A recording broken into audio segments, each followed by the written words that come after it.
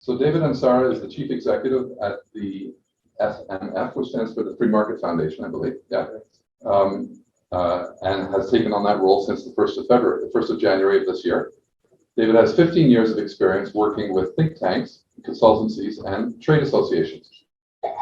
David was previously executive director of the Center for Risk Analysis, the CRA, and at the Institute of Race Relations, IRR, where he hosted the CRA's YouTube channel and the weekly podcast, Solutions with David Ansara. I guess that's the title of it. Yeah. He's a regular speaker at conferences and events, and a strong advocate for individual liberty and market-based approaches to the public policy. He holds a master's degree in political science from the University of Cape Town. It gives us great pleasure to welcome you as a speaker, and I'll give you the floor and we await your comments with great interest. This talk, Free Market Solutions to South Africa's Energy Crisis, but I wanted to just caveat that title by saying that the proposal of solutions can be somewhat enticing, but there are no easy solutions, I'm afraid. And the African-American economist and social commentator Thomas Sowell once said that there are no solutions, only trade-offs. And so what we are dealing with here in South Africa is a series of difficult trade-offs that we're going to have to make. South Africa itself as a whole is at an inflection point, a critical juncture in its history. And the choices that we make now are going to have far-reaching consequences for the future of the country. So what I'm going to discuss is how we got here, and I'm going to focus most of my remarks on the energy crisis because I think it's a very good proxy for understanding the broader malaise and some of the generalized risks that exist in the political and economic system in South Africa. And Eskom itself is a choke point for the South African economy. So without resolving that, we're really not going to get to the levels of economic growth that the country needs in order to advance. And the finance minister spoke last week. He delivered his budget. Last week, we also had the resignation of Andre de Ruyter, sudden, abrupt, let's be frank, let's call it what it is. It was the firing of Andre de Ruyter because he had resigned and was planning to step down at the end of March. That was then brought forward and he was rather unceremoniously shown the door. Another event on Friday was the grey listing of South Africa. I think that that's also an interesting signal, a data point that I'm not going to go into too much detail, but perhaps during the questions and answers we can explore that. But I think that also shows that there are still concerns in the global financial community around the governance issues in South Africa. So South Africa still has very strong and liquid financial markets, which is very important and an advantage for the country. But the efficacy of the justice system, the criminal justice system is being put into question there. All right, so we're going to look at how did we get here? What are some of the ramifications from last week's budget speech? We're also going to talk about electricity pricing very briefly, and then we're going to look at the way forward. All right, okay, so how did we get here? So I had the good fortune of interviewing Andre de Ruyter on my podcast, which Nick mentioned earlier. So this was in about July of last year. And this was, again, there was a wave of load shedding. And I asked Mr. de Ruyter, and I said to him, well, you know, what motivated you to take this job? And he said it was a dangerous cocktail of naivety and patriotism that motivated him to take the job. That was December 2019. He started in January 2020. And, you know, perhaps we fast forward 3 years and it's the same sense of patriotism, but perhaps a lot less naivety that is motivating him to now step down. And we are obviously dealing with the wake of his very revealing interview that took place on ENCA last week, which triggered his abrupt removal from Eskom. And I think something very important to understand is that the CEO of an entity like Eskom is not like a private sector CEO.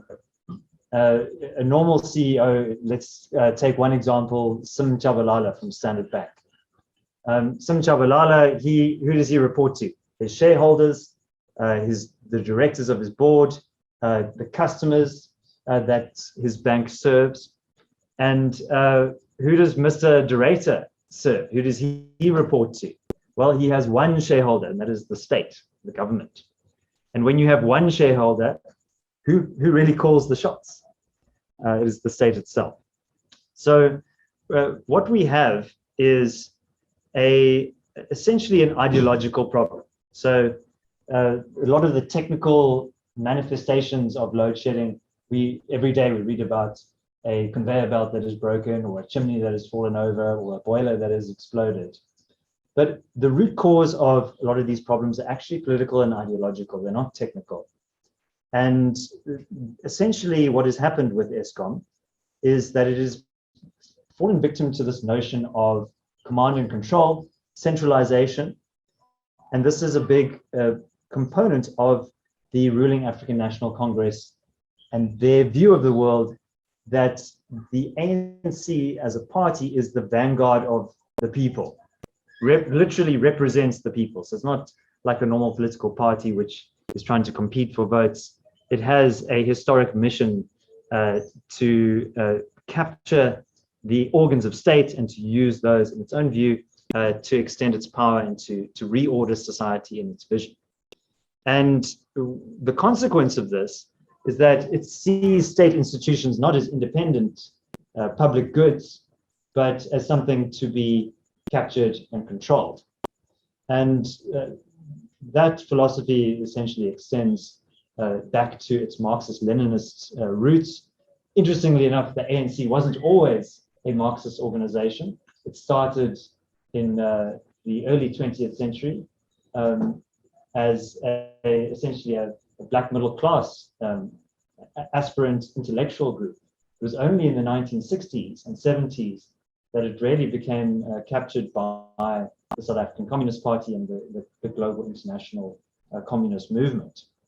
And that, I believe, was caused by the National Party driving the ANC into exile, into the awaiting arms of the Soviet Union, who were only too glad to provide intellectual guidance and arms and military support. Okay, so that's a backdrop. And the great irony of this philosophy is that the more that the government tries to control everything through state-owned enterprises, through cadre deployment, which is a policy that the president himself has defended and which the ANC and the DA are now in court fighting over, and which the ANC has defended to the hilt.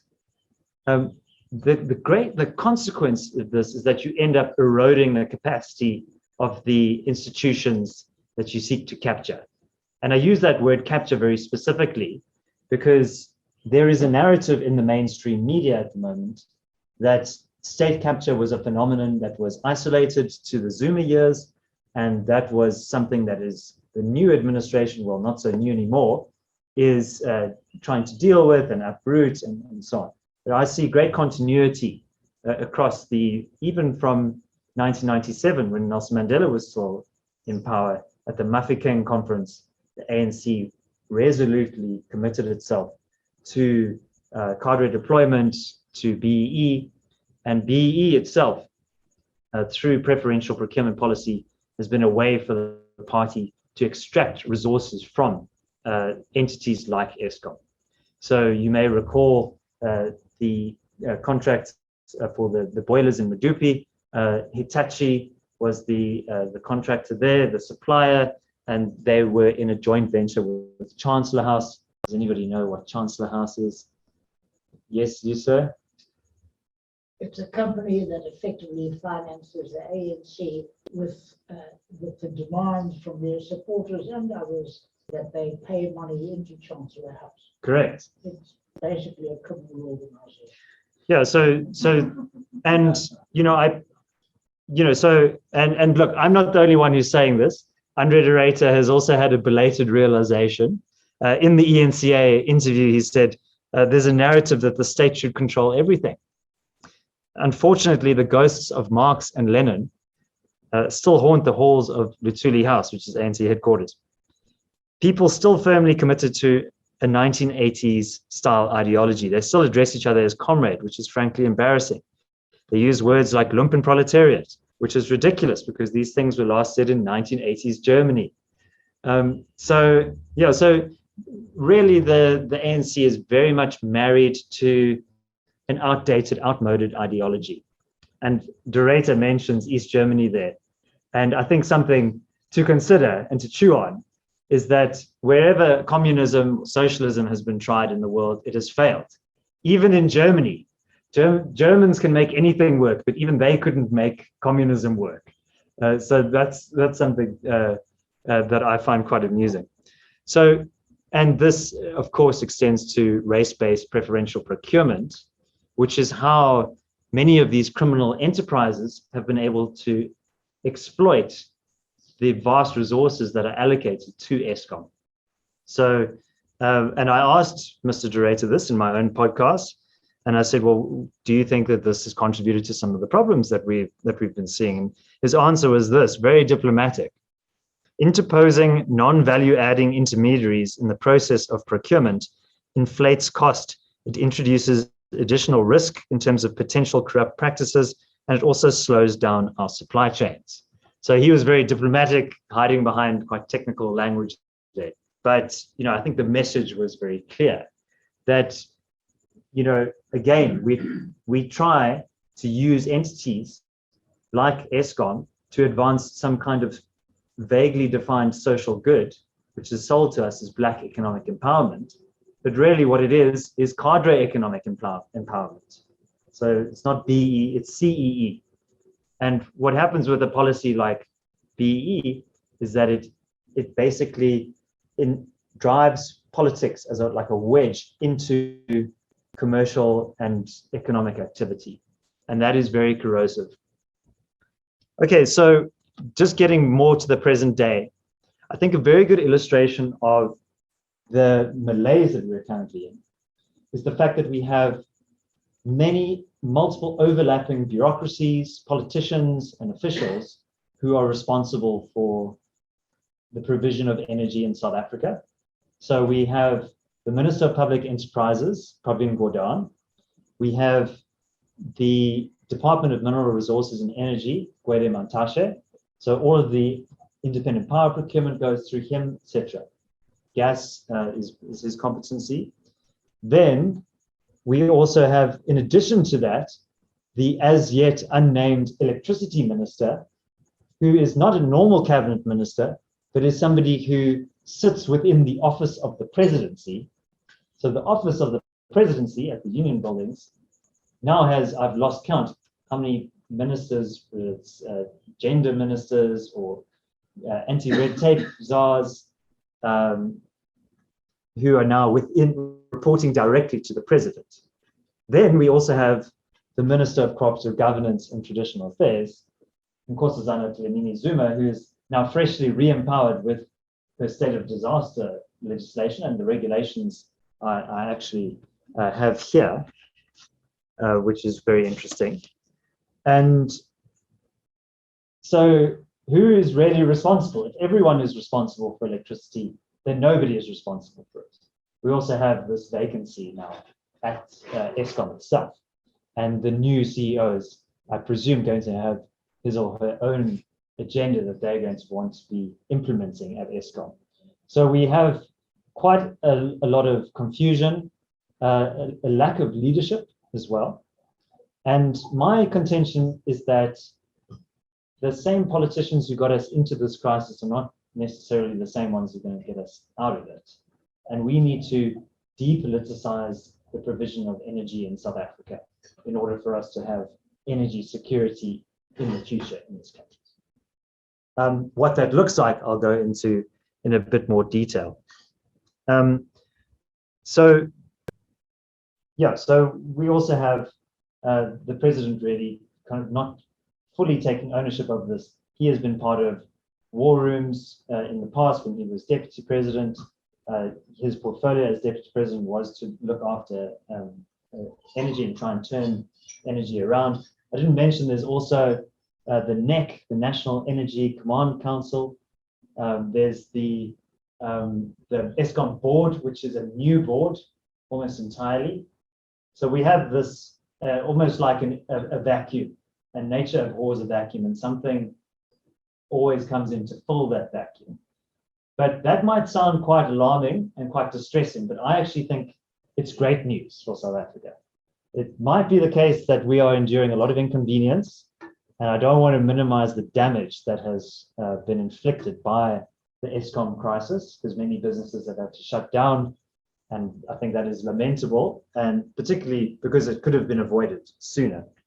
But there are some bright lights on the horizon, and one of which was that budget speech that Minister Enoch Konongwana gave last week, in which he effectively conceded that the state has failed to rescue ESCOM. And I presume that he has the blessing of the president. If he doesn't, then he should very actively seek it out. But essentially what we have is ESCOM being required to implement the operational recommendations emanating from an independent assessment of its operational capacity.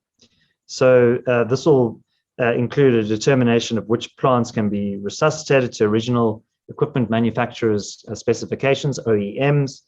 And after that, ESCOM must now concession all of its, many of its coal-fired power stations to private providers and private operators. National Treasury is also now taking on 254 billion rands worth of ESCOM's debt.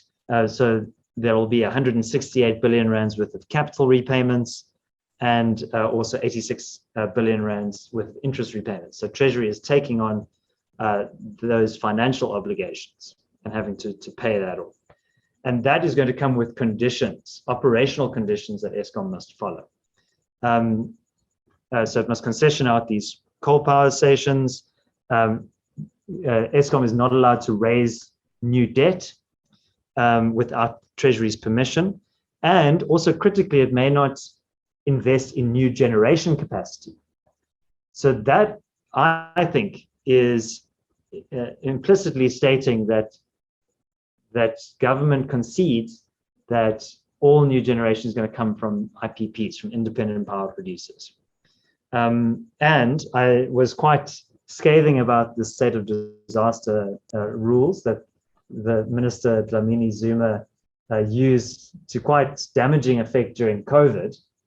But the regulations that were passed today, in fact, for the state of disaster, they do permit private energy generation, and they do aim to cut back on some of the regulatory approvals, like environmental permits and licenses and so on.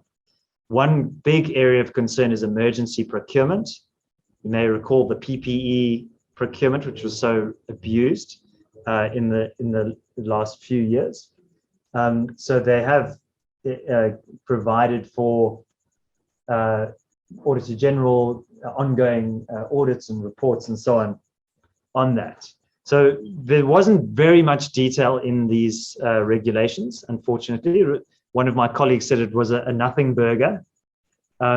These are more meta regulations, just saying that government will release more regulations.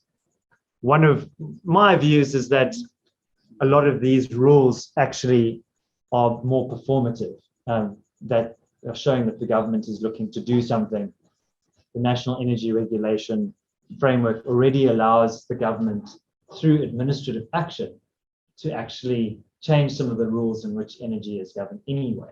So the state of disaster is a bit of a maybe a red herring, and yeah, potentially there are risks there. But one thing I found very interesting about the state of disaster is that it says an activity which is permitted by an authorization or exemption granted in terms of regulations or directions issued during the national state of disaster remains lawful, notwithstanding the termination of the national state of disaster. So how I read that is that if you say build a private power plant, you're obviously having to make a long-term commitment to that in terms of capital and construction. You want to know that in 5-10 years' time, you're still going to be able to operate. So that's the assurance that's been given to entities like that. So even if the state of disaster is removed, you could still continue on. So again, I think the argument has already been lost by the government. They're just trying to save face now. And I think that what this illustrates is that there is ideology and there is reality. And the two things are in conflict. And reality always wins over ideology. So you can imagine that you have a view of the world and the world is ordered in a certain way, but that doesn't always cohere with reality, and reality often has other plans. All right, I'll just say a quick word about pricing, because I think there's a lot of misunderstanding around electricity pricing. Okay, noted. My point here is very brief. Everyone was very upset about the 18.65% tariff that was agreed between NERSA and Eskom. I would say to you, how is that number even come up with in the first place? Because Eskom wanted 32%. I think it's a bit of a thumb suck. And it's essentially a political negotiation over the price. What I would prefer to see, I'm a free marketeer, I would prefer to see no state regulation in electricity prices. I would say float the electricity price. And unfortunately, that may result in an initial spike in electricity prices because the market will then discover what the real price of electricity is.